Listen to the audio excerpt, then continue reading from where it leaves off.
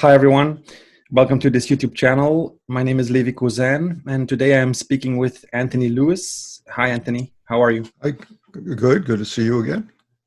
It's glad to have you on. Anthony has prepared some slides. We're going to look at a horary example, a famous horary example from the astrologer William Lilly, a 17th century astrologer who's very famous for his horary approach. I know Anthony has been into horary for a long time, has written a book about it himself.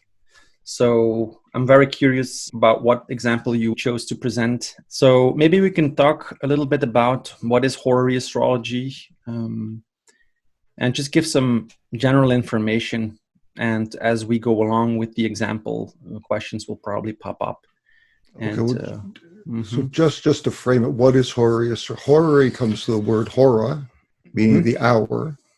Yes. And the idea is that every moment is symbolic, and that if you ask a question at a particular moment and look at the symbolism of the planets and how they're arranged in the sky at that moment, it should reflect the nature of the question.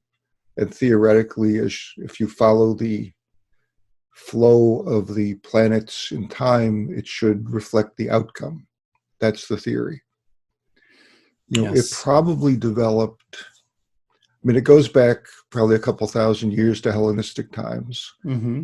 And it probably developed because it was unusual for people to know their birth data. If you went to see an astrologer, unless you were from a wealthy family that had instruments to time things, you wouldn't know what time you were born. You might not even know what day you were born.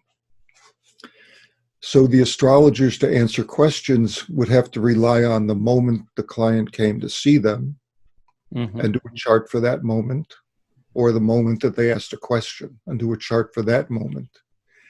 And based on that method or that principle, a series of observations that developed into guidelines or rules for how to interpret such charts developed into what we now call horary astrology. So the idea is you look at the chart that the moment the question becomes most pressing to the client, or they use the word querent, the person who queries or asks the question. And you interpret that chart in light of their circumstances, looking to see how, as the heavens advance in time, the flow of events will give an answer to their question. Right. So do you look at the time the querent has come up with the question, or do you look at the time that you received the question? Well, there's different approaches. The approach that William Lilly took, and he's one of the classic astrologers, he really studied all of the literature that was available in the 17th century. So he had access to the Latin translations of all the Arabic texts. And the way it was done is that the horary chart really represents the moment that you went to see the astrologer with your question. And so that's the approach Lilly took. Right. It's the horary moment is when the two minds meet. The querent asks the question and the astrologer decides, I will look at the heavens to answer this question. So it's sort of like a marriage chart. In that sense, you're looking at if you're the querent and I'm the astrologer, excuse me, when do we agree that this is an important question that we're going to study together? So it's a joint project. I can't do it alone. I need your input. You can't do it alone. If you're not the astrologer, you need my input. And we together try to answer the question. Right. So the question is being formulated by the querent, and then when the moment the astrologer receives the question, it's kind of solidified that the moment the astrologer understands the question. Yes. The receipt doesn't matter, because if you don't know what the querent is asking, you can't answer the question. Sure. So the querent has to express the question clearly, and the astrologer has to understand clearly what's being asked. And when that moment is the horary mix. I have seasonal allergies, so sure, take I your might time. be clearing my throat a bit. Right. Now, what is the appropriate way to ask a question? Because there's different ways of putting things, and people are going to ask reassurance questions. Well, it's interesting. Horary is really a form of divination. And there's a long history to divination. And divination literally means seeking divine guidance. Yes. And people went to see oracles to consult the gods, basically. And so the idea was you don't bother the gods with trivia. So this tradition got carried forward. And I think the clearest expression is in Guido Bonatti, who was I think he's 12th century, but he might be later. I forget which century he's in. But he's one of the early Renaissance or late medieval astrologers. And he said he noticed that people often came to him with these trivial questions. And if you ask stupid questions, you get stupid answers. He didn't say it that way. Or he found that people who were skeptics of astrology came to see him, and they would ask questions just to make him look foolish. Right. And so he set up a series of guidelines he noticed in charts. When charts had these features, they were more likely to be trivial or irrelevant questions.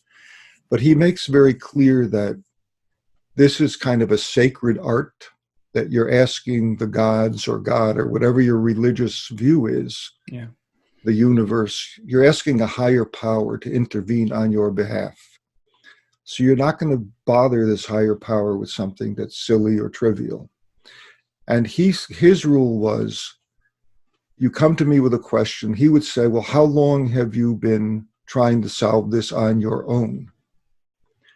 And if it just occurred to you, he would say, go back, I want you to pray and work on your own to solve this for at least a day. Don't even bother me for the next 24 hours. And if at the end of that time, if you've prayed sincerely to your deity, and if you've done everything you humanly can in your own power to solve this question, and you still can't get an answer, come to see me, and then we'll consult the heavens. Because then it's appropriate to ask the gods to intervene. Yeah, I think this perspective is lost on a lot of modern horary astrologers. Because if you look on the internet, these websites, there are questions like, when will my package arrive? I ordered this something from Amazon. It was supposed to be here on Friday. It didn't arrive. When is it coming? Why would you bother God or the gods with that question? Or I went to a bar last night, pre-coronavirus. I met this cute guy. Is there a future here? Well, why don't you date the guy a few times and see how it goes and not bother the gods with this, Yeah, I think it's one of the things that is important is that sometimes a question can seem trivial, but actually the person is not really clearly defining what is the ground, the foundation of the question, what they're really looking for. Right, like for example, in the relationships, when am I going to date this person or something, or when am I going to date this person? Yeah, the astrologer and you can alone, say that you can say when, but actually it's more important to will I have a relationship with this person? Yeah, and that's why it's a joint venture. The astrologer has to really understand what the client is asking. The astrologer just can't look at it on the surface and say it's trivial. It could be a very, very important personal question, but that's the criteria. It has to be something of really importance to the querent, of pressing concern, that the querent cannot answer on his or her own. That's the criterion. Okay. Interesting. I was reading Jung's Synchronicity. I mean, we've been talking before, and one of the things, because he did a thorough astrological experiment. I mean, he did a research about marriage. Oh, right, yeah. And so one of the things was that, the synchronicity seems to really work when there is emotional investment. So because it's very difficult to verify things statistically, astrologically speaking. Mm-hmm. But for some reason, the universe in the whole process of the research intervenes with all sorts of synchronicities, which he called an acausal principle. Yes. Mm-hmm. And one of the important things in other experiments also he touches on in the book is that the emotional investment, also the expectation that the astrologer has, that the researcher has, doesn't have to be the astrologer, the researcher has, is very important in how results present themselves. That's what Bonatti is saying, that it's really sincerity is essential. It has to be a sincere and important question. Exactly. And it's hard to measure that scientifically, but you can get a sense interpersonally, yeah. But sometimes also, for example, less emotional, urgent questions also give very clear answers. Yeah. So it depends on, for example, lost objects. It can be a trivial thing to lose, for example, a card or whatever. It's not irrelevant in the sense that when it concerns money but it can be also any object. You can say, why would you really look for that? It can give you sometimes really clear results. So, so it's not always that clean cut is what I'm saying. But I think it's important that it has to be really clearly defined. In those days, of course, everything was a lot more religious, and the higher power had so much more dominance over, human beings and their ways of living. Right. I think that changed within the last few hundred years. So we became a lot more rational, but at the same time, I think we're also in the process maybe have lost something. I don't think necessarily, but I think we have to kind of balance those two polarities. So let me share the screen. This is a famous example from William Lilly's book, The Houses of Master V. And this is actually, he bought these houses. It's where he was living when he wrote his famous text.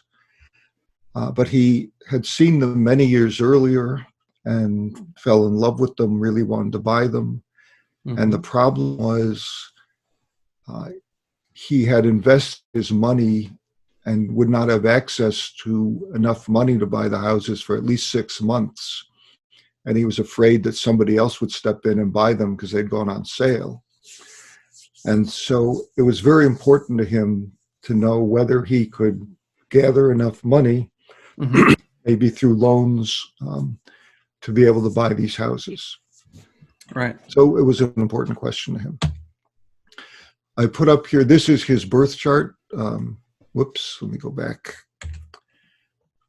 I think this is from Gadbury.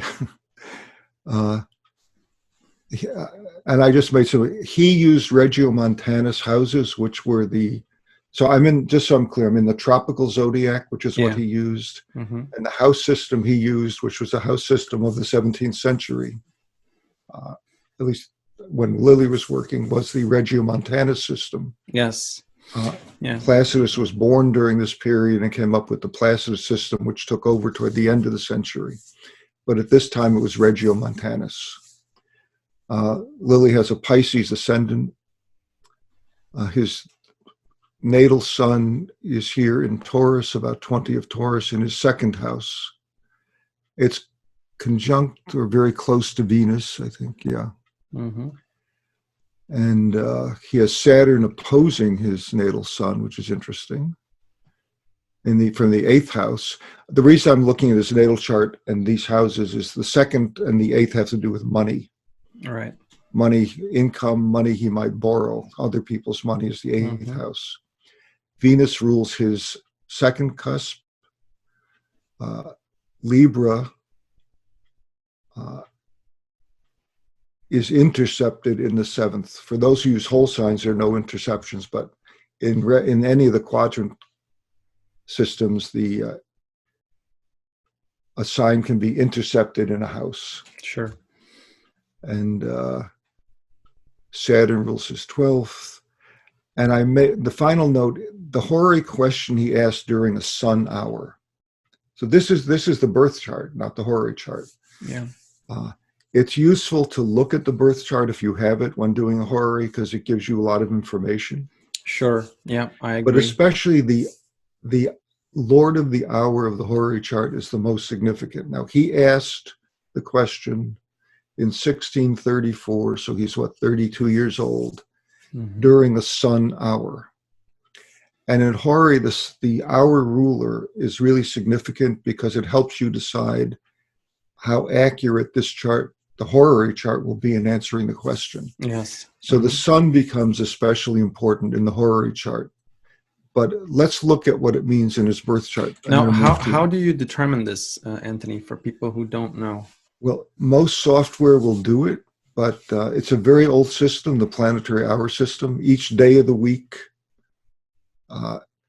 sunrise belongs to the planet of the day. Like Sunday, the first hour from sunrise on is the sun hour.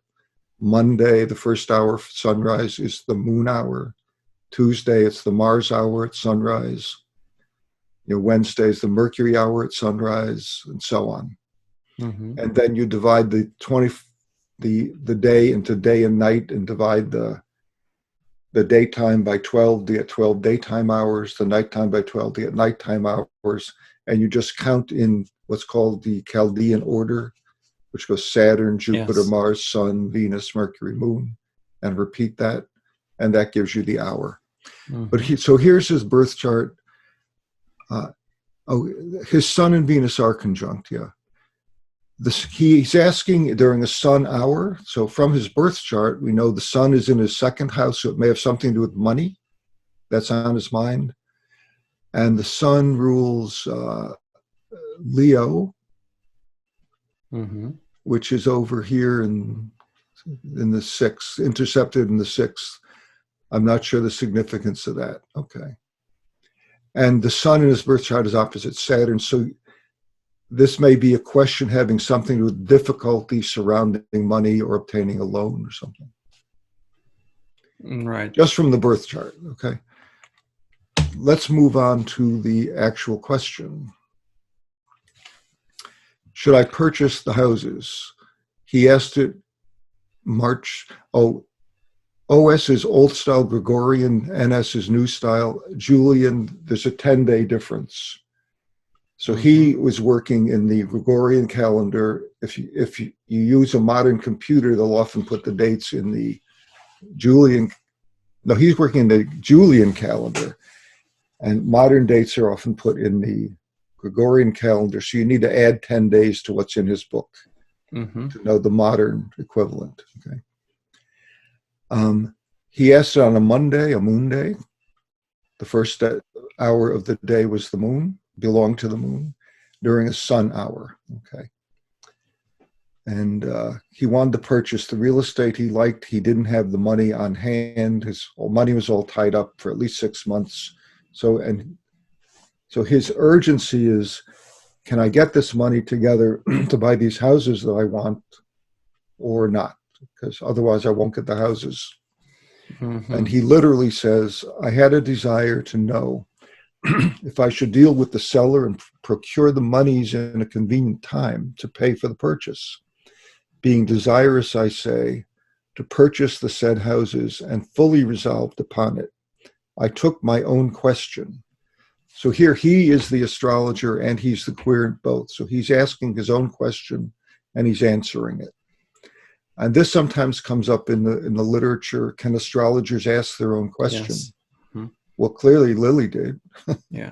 He didn't go consult another astrologer. He just said, I want these houses. Will I be able to get the money together to buy them? Yeah, it's like looking at the birth chart and saying, can I make a prediction for myself? I mean, right. Obviously you have to. And right? then I put in bold here, he asked the question, at the time I found my mind most perplexed and solicitous about it.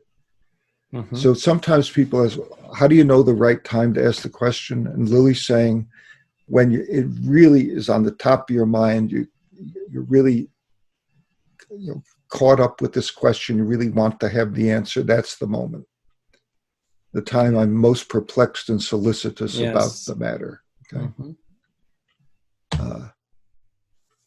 So these are his rules or guidelines. How do you analyze a real estate chart? He says the buyer or the querent, the person asking the question, is represented by the ascendant, okay, the degree rising, the lord of the ascendant, and the planet from whom the moon is just separated, which is interesting. The seventh house, right across the wheel, is the seller. The ruler, the planetary ruler of the seventh, and the planet to whom the moon applies is the seller. Here the idea is the moon signifies the flow of events. Mm-hmm. And so when you're buying and selling, the flow of events goes from the buyer to the seller. The buyer's looking, the seller's selling, and the moon is connecting them. So those two planets can represent the buyer and the seller. The fourth house, the fourth is real estate. Planet in the fourth house and the moon can represent the real estate. Okay. So again, the fourth house, cusp, the planet placed in the fourth, and he's the ruler of the fourth too. The moon and the lord of the fourth belong to the house, ground, or manor to be bought or purchased. So an interesting point here is he's using both the planet that rules the fourth house and a planet in the fourth house to represent the real estate. And he's using the moon as a general signifier of real estate. Right. And then the price would be shown by the 10th house, a planet in the 10th, and the ruler of the 10th house. And by price, he's specifically thinking about, am I going to pay a lot of money or get it cheaply? Mm-hmm. And I guess the condition of that planet shows how much it's going to sell for. So this is the actual chart from his book. I have this in modern form, but this is, if you had his original book, this is what you'd be seeing. This is the ascendant, 13 of Libra. Mm-hmm. Saturn over here, 21 of Sag. The descendant, the seller, is 13 of Aries because it's opposite the ascendant. Venus is right on the descendant. Venus rules the ascendant. It's on the descendant. Venus is Lilly, and this fits because he's there looking at the house that he wants to buy, right? Sure. And the sun is inside here at 20 of Aries. And the part of fortune he'll make use of later, I think, is here at 12 of Pisces. So here's the same chart in modern format. Again, tropical zodiac, Regiomontana's houses. I happen to use the true node. He used the mean node, but they're very close here. Lilly begins by saying he noticed that the ascendant of this chart, 13 of Libra, is the same degree that his birth Jupiter is in. If you remember, at birth, his Jupiter was in at 13 Libra. His ascendant is right here. Mm-hmm. So when he asked the Horary question, his ascendant is right on top of Jupiter in the seventh house, which has to do with business deals. Mm-hmm. And so he says, this is a good omen, because I'm asking that the moment I ask the question, Jupiter, the greater benefic, is right on the ascendant of the chart for the question. So he takes this as encouragement to go ahead. I mean, what could be better than to have Jupiter, natal Jupiter rising at the moment that you ask a question? Because Jupiter is going to help him out. He says his natal Jupiter conjoins the Horary ascendant. Okay. And here the inner chart is the Horary chart. The outer chart is his birth chart. Mm-hmm. And it's interesting to look at the connections.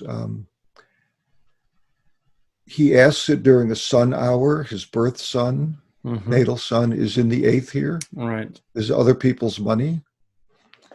The sun in the Horary chart is in the 7th, which has to do with buying and selling and negotiating.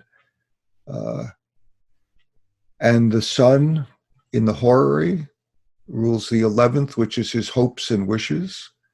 Mm-hmm. He hopes to get buy the houses. The 11th also rules your friends and benefactors. So somehow these should be important issues in this question. Okay? All right. So our ruler of the Horary question is quite significant. Mm-hmm. All right, let's move on. So this is quoting Lilly again. He writes in 17th century English, so I'll read it. Venus is for myself. So Venus rules the ascendant. That's me. I'm asking the question. The sun is in the seventh for the seller.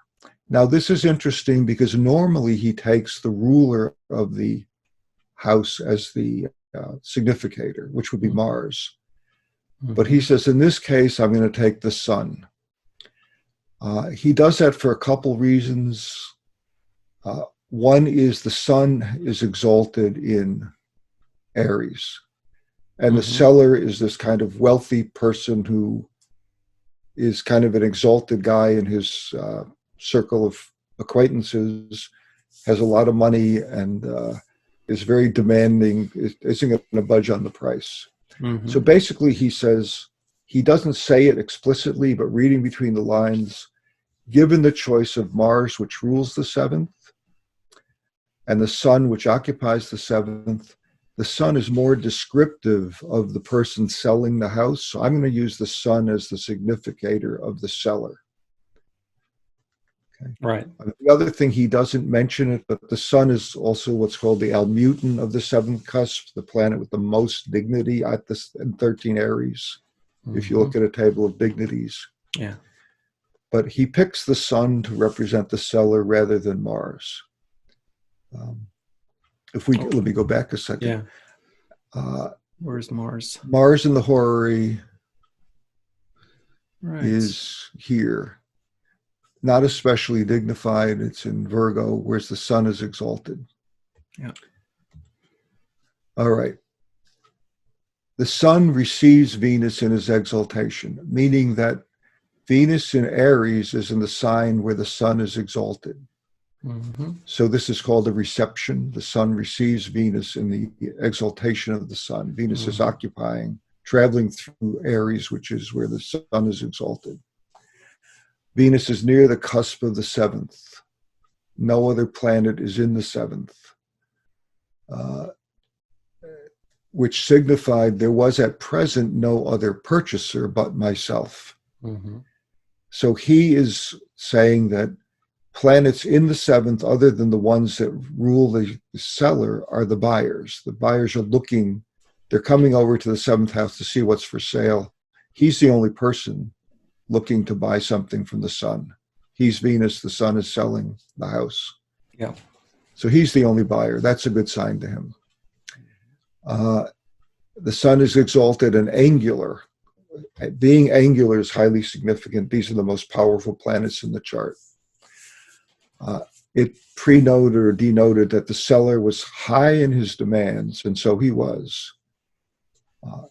And he was not in a set. He didn't have to sell the property. Mm-hmm. In other words, being exalted means he could take it. He could either sell it or not. He was under no financial pressure to sell. He was really exalted. He was way up there. Yeah. Okay. Mm-hmm. So let's go on. Venus, which is my significator, William Lilly, received of the sun in exaltation. He already said that. And near the cusp of the angle of the west, this is west on the side, was an argument that I should proceed with the matter, notwithstanding Venus, her many debilities. Debilities because Venus rules Libra and is in the sign opposite. That's called being in detriment in Western astrology. Mm-hmm. So that's a debility for Venus. Venus is in a sign that it's a sign ruled by Mars, and Venus doesn't function optimally in a Martian environment. Right? I found the sun, Lord of the seventh, was also Lord of the 11th. So the 11th, remember, had Leo on the cusp. Mm-hmm. And so the sun represents my hopes and wishes in the matter, which is a good sign. So not only is the sun the seller who's exalted, but his hopes and wishes are exalted. They're very dignified, which is a sign to Lilly that maybe he'll be able to buy these houses. Okay. Right. Mm-hmm. Moving on. Then he says Venus is applying to trine Saturn. So here's Lily Venus. Saturn rules the fourth, Capricorn, and Saturn is applying to Venus is applying to trine Saturn. So the Lily, the buyer, is moving toward an exact trine to Saturn, the houses he wants to buy. That's a good sign. Yeah. Right? They're going to be a trine. And there was no what he calls abscission or frustration before the aspect perfected, meaning that no other aspect is intervening here to interfere with his getting the houses. Yeah, like for example, if Mars would square or oppose, that would right. give some stress. If there was some stressful aspect that occurred before Venus formed the trine, that could interfere with a smooth connection. Okay. I mean, the other aspect forming is the Sun is moving to trine Saturn, but the Sun is the seller, so that's not going to interfere. The seller having a good aspect with his own house, and the Sun is the ruler of the 11th, which is Lily's hopes and wishes to buy the house. So if the Sun trines Saturn, that's good because his hopes and wishes come together with the house. Yes, the gain of it. Interesting. Right. So, there's nothing, what he says, obsession or frustration. There's nothing going to interfere with him coming together with the house. Yeah, I think that aspect would probably be. I mean, it becomes more significant because Venus, the Lord, the ascendant Lord, is actually there. Right. No. And then he notes that in addition, with this aspect, Venus and Saturn is retrograde. So not as only is Venus moving towards Saturn, but Saturn is moving toward Venus because it's retrograde motion. So it's like a double whammy here. Yeah. He's moving toward the house and the house is moving toward him. I mean, what could be better? Right. Saturn also signifies me because Libra's rising and Saturn is exalted in Libra. Mm-hmm. So Saturn is the exalted ruler of the ascendant. So Saturn, in addition to signifying the house, has a signification of William Lilly himself, which is good. That's something that, in Vedic astrology, I haven't been really using actively, but I think it's very interesting. But that would be a secondary thing, looking at the exaltation Lord, and then seeing, but that would be a self factor. Right. Yeah. The primary is the house ruler. Sure. But secondarily, you can look at the ruler, the exalted ruler of the sign. Yeah. What planet is exalted in the sign? Mm-hmm. So Saturn signifies Lily as well, and it signifies the houses. So there's that connection there too. So he says, whether you consider Saturn having dignities in the ascendant or as Lord of the fourth meaning the real estate, and consider the Sun as Lord of the 11th, my hopes and wishes and my friends, and Saturn is applying. So these two planets are applying to Saturn. Yeah. Saturn could be him, and if the Sun is his hopes and wishes, and his friends, his hopes and wishes are helping him get the house, and so on. The fact that Jupiter in this Horary chart rules the part of fortune, the lot of fortune, means that good fortune is symbolized by Jupiter, and good fortune, its dispositor, is on the ascendant of the Horary chart. So this is very favorable. He says, it argues I should proceed in the matter and in the end conclude it. So he thinks it means he's going to get the house. All right. Okay. Next slide. The moon. Now, the moon in Horary is sort of the most versatile planet. It represents a general flow of events. It can signify the querent, the person asking the question. In real estate, it can signify the house. It also, because the moon travels so fast, it's a general signifier of people or things that wander, like missing persons or lost objects. So it's a really all-purpose kind of signifier. Mm-hmm. So he here notices that the moon has recently conjoined Mars and is moving to square Saturn. So the moon is going to connect Mars to Saturn, right? Mm-hmm. It's sort of taken the light of Mars and it's going to transfer it to Saturn. That's what he's talking about here. It's translating the influence of Mars, who has dignities in the seventh, because Mars rules the seventh. So Mars is important here because Mars is another signifier of the seller, Mm-hmm. right, the seventh house person. And the moon is leaving Mars and moving towards Saturn. And I think the so the moon's, I remember he said in his rules, the planet the moon is leaving is could be one signifier of the buyer. Yes. And the planet the moon is moving toward could represent the seller. But he doesn't really use that here. He's talking about the moon is taking the light from Mars and transferring it to Saturn by a square aspect, So he doesn't consider Mars as the querent, the buyer here in this. Right, because Mars is also the ruler of the seventh, who is the seller. Yes. Yes. So that would be, So, and that's the reason why he doesn't, because he already chose 4. Yeah. But then he has this interesting thing he does. He says, it's a square aspect, but it's in signs of long ascension. Virgo and Sagittarius take longer than average.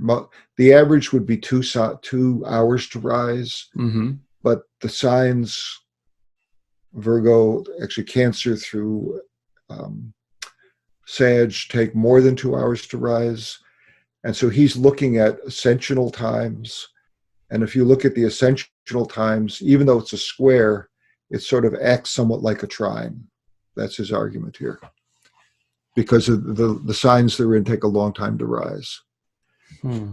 So he's seeing a connection here between Mars and Saturn brought about by the moon in signs of long ascension. So even though the square represents some difficulty, the fact that it's long ascension means the difficulty will be mitigated by the long ascension.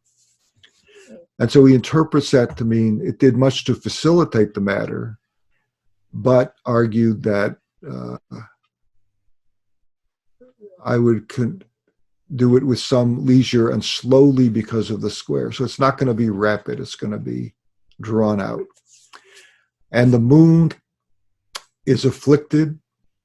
The moon is afflicted because it's conjunct Mars, I think, which is a malefic.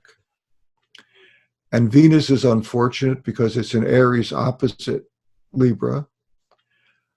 There would be many meetings about it, and the seller would not abate 1 penny of the 530 pounds he wanted for the house. So Lilly is not going to get a deal here. He's going to have to pay what the seller asks. That's how he interprets this.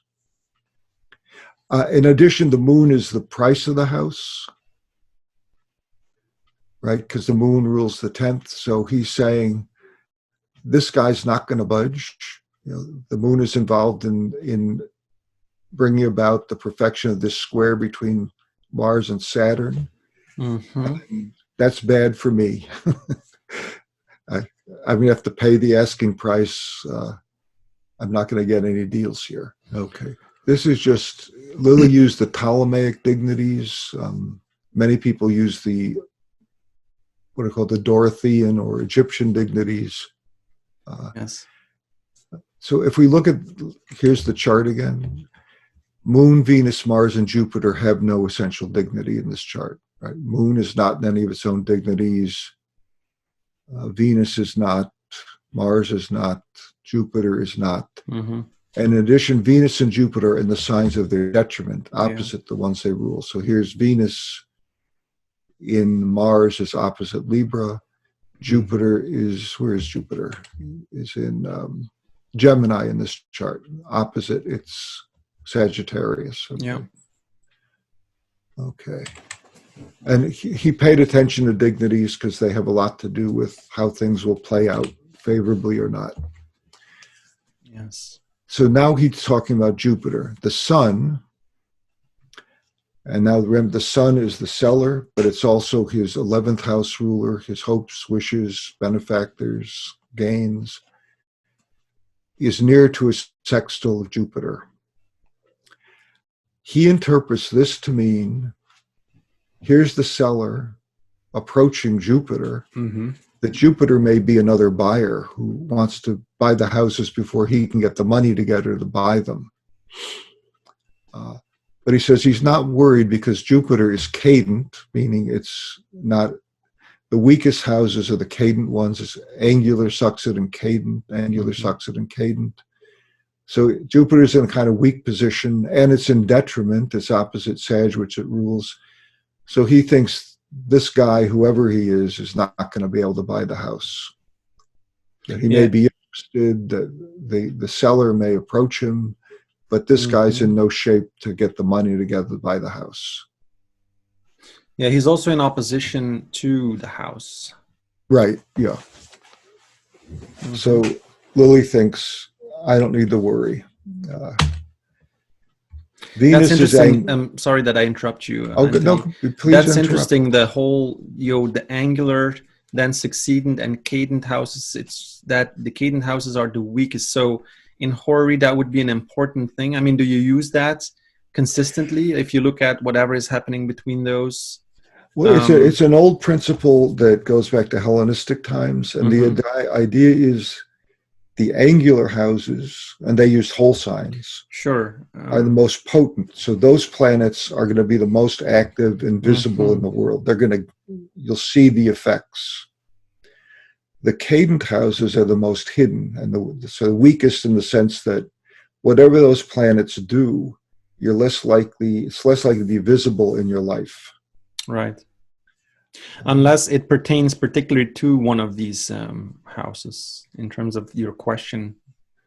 Right. I mean, it's a principle. It's not 100% sure. Yeah. But if you want to know what's most likely to show up in your life in a material way, manifest in your life, it's the angular planets. And the cadent ones they'll be sort of more in the background, less pronounced. There'll be an influence, but it's not going to be what stands out. Saturn is ruled by Jupiter, and Jupiter has that weak connections. It may be that there's some problems with the houses.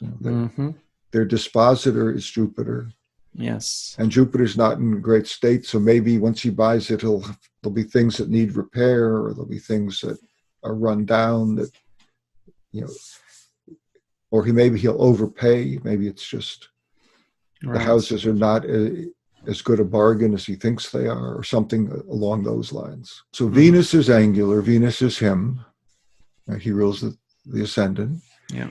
Venus is an aspect to Saturn. That's the trine. Yes. Which is the thing he's seeking, the house. The sun is the ruler of the 11th. And here he says the 11th is the 5th from the 7th. 1, 2, 3, 4, 5. I was thinking exactly the same thing now. And so a daughter of the seller. So the seller is the 7th. This is his children. It happened to be that the daughter of the seller was a good friend of William Lilly. So he had a connection here. He had an inside, like a mole there. That she did whatever she could to make sure he got the houses from her father. Right. Interesting. She was my very good friend in this business and suffered no interloper to intervene. So if somebody else came and asked about the houses, she would just do something to disinterest them. Though some offered fair. So he says, though some offered fair means some people must have come by and said, oh, I'll pay whatever he's asking. And she would somehow dissuade them from making the offer to give William Lilly time to get his money together. Yeah. And then he says, Mars is the lord of my second house. That's his money, which he has tied up in investments and can't get at for 6 months, is retrograde. Where's his? Oh, here's Mars retrograde. He said, he thought that meant I wouldn't be able to get my money in time. And his money is going in the wrong direction. He wants it to come to him so he can buy the house, and it's retrograde. It's tied up in investment, so he doesn't have access to it. Right. And so he has to borrow money, which is, and the money he would borrow, I guess, is the Venus, because it's the 8th house ruler, right? It's other people's money.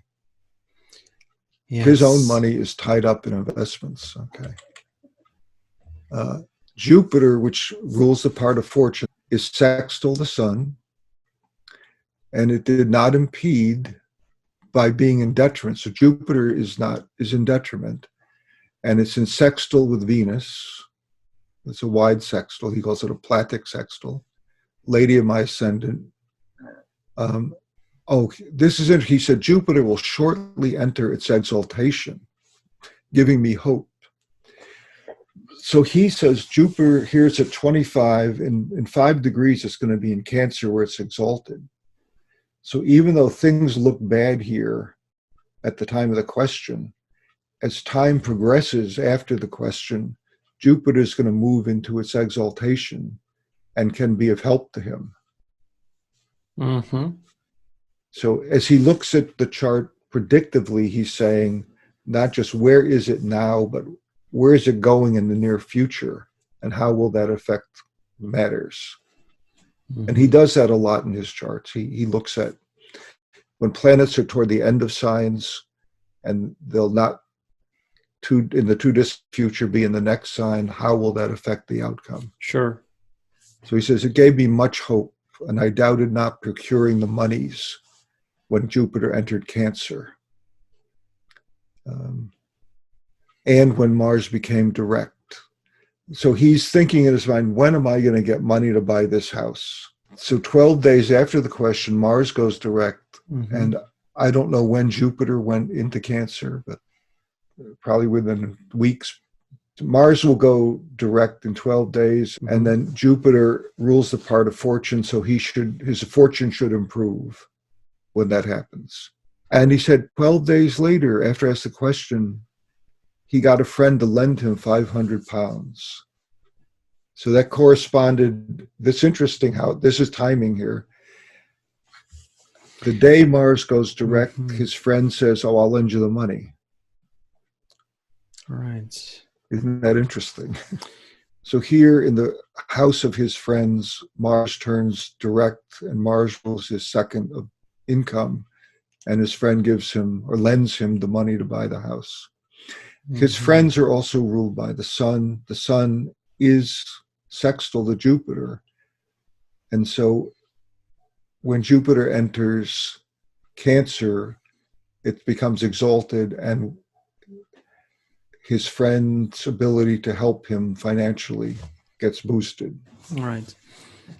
Then he says, the qualities of the houses, meaning the real estate, are signified by Capricorn. So it's Capricorn on the mm-hmm. fourth cusp, the sign of the fourth, and Saturn, which rules the fourth, having no material abilities. So Saturn has dignity by term and face in his system, except that Saturn is retrograde and cadent, which aren't great. So there is some problem with the houses. Mm-hmm. It is opposite the Jupiter here, which disposes it, but Saturn itself is cadent in the third house and retrograde, which are debilities.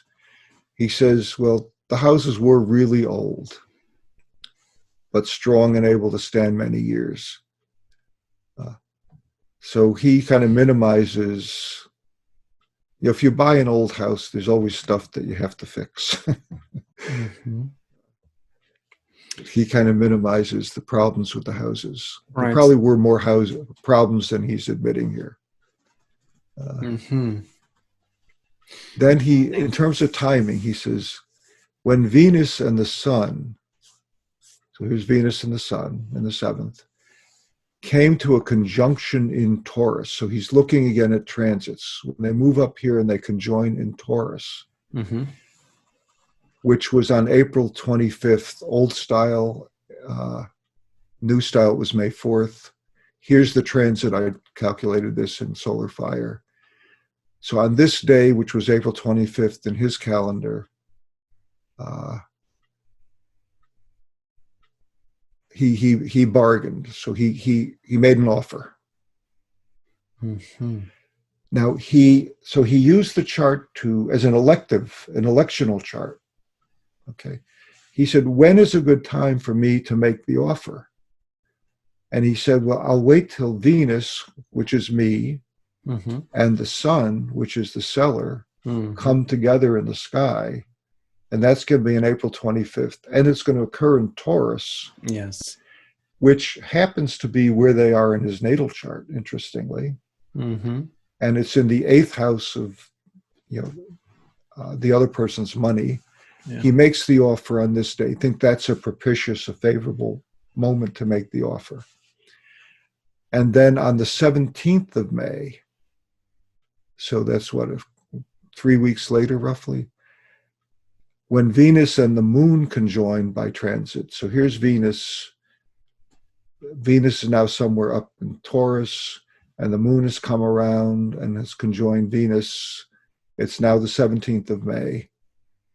I paid him the money, and the conveyance was sealed, meaning the deed was finalized. Right. And so he picked these dates to electively, using the Horary chart, decide the best moments to go about the matter. So it's an interesting use of a Horary chart. Yeah. It's not only do you sort of see how things will progress, but you use the chart to plan your actions to make it happen. Right. The moon is the price. The moon is also general movement. The moon is him as a co-ruler, and the moon is the house as a signifier. Mm-hmm. Comes together with Venus, which is him, the ruler, the ascendant. He's going to sign the deal. Here's the ephemeris. I did put it. Here, Jupiter entered early May, right? Mm-hmm. Here's when he made the offer. And a day or two later, Jupiter goes into Cancer and gets exalted. Yeah. And then here's when he signed the deed and got the house officially. Interesting. The other thing he does, he looks at the symbolic distance between signifiers. Here's Venus, here's the sun. Mm-hmm. If you subtract the longitude of the sun minus mm-hmm. longitude of Venus, you get 6 degrees, 22 minutes. Mm-hmm. And so he then equates that with days, weeks, or months. So he estimates that in about 6 weeks, I think. Mm-hmm. As Venus wanted 6 degrees from the body of the sun, so it was 6 weeks and some days from the time of the question until I perfected. Angular houses and cardinal signs tend to be faster. The succedent houses and fixed signs tend to be slower. Yes. And he has a table, which I didn't put up here. I think he thinks the fixed are this. I'd have to look it up. No, it's but fine. basically, It's fine. what he's doing, he's saying, here, Aries is a cardinal sign. It's an angular house. This should be pretty rapid. It could be 6 days, but that's very unlikely. So it's more likely 6 weeks and then some, 22 seconds, mm-hmm. minutes, 22 minutes. That's about a third of a week. So 6 weeks and maybe 2-3 days. And in fact, it was May 17th, and the question was asked. I forget what day he asked the question.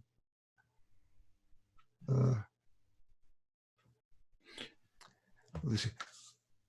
Yeah, I don't remember. I'd have to go back and look. We can, actually, I have it right here. It was March 31st, he asked the question. And he bought the houses. Yeah, that's about 6 weeks. Yeah, about 6 weeks later. Yeah. Mm-hmm. So as Venus in Aries, which is opposite her own sign, so did I do myself injury in the bargain. I mean in the matter of money. But the love I bore to the house I now live in, wherein I live happily with a good master full 7 years, and therein obtained my first wife, and was bountifully blessed by God with the goods of this world, therein made me neglect the small hindrance. So he's really happy with his purchase. All right. Interesting. Yeah. Okay. So this is, I mean, great. One of Lilly's more famous examples, and it's interesting how he uses the chart in so many different ways and how he analyzes it. Exactly. And I think it's compares it to his interesting. natal chart. And Yeah, it's a good example. It's a good practice also. And it's always interesting to see how people make connections. There's so many connections to be made, but I think I like the logic, and it just makes sense. And we see things from multiple angles, and that's always a reassuring thing when we have that confluence in the chart, in anything, in any technique, in any approach. I think that's the way to become more secure with what you're doing and what you're looking at. So that's a wonderful example, Anthony. Yeah. Yeah, and I think it captures Lilly's method pretty well. Part of what's interesting in this chart is the way a single planet can represent many different things simultaneously. Like the sun was the seller, it was his friends, it was the daughter of the seller, it was his hopes and wishes. I mean, and he plays with that and sees how it connects to all the other planets. Okay, Anthony, thank you for this wonderful example, explaining this and preparing all these slides and everything. Okay, bye guys. Okay. Bye. Take care.